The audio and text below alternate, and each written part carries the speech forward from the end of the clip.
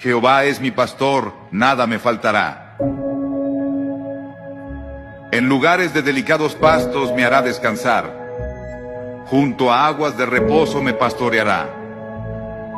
Confortará mi alma. Me guiará por sendas de justicia, por amor de su nombre. Aunque ande en valle de sombra de muerte, no temeré mal alguno, porque tú estarás conmigo. Tu vara y tu cayado me infundirán aliento. Aderezas mesa delante de mí, en presencia de mis angustiadores. Unges mi cabeza con aceite. Mi copa está rebosando. Ciertamente, el bien y la misericordia me seguirán todos los días de mi vida, y en la casa de Jehová moraré por largos días.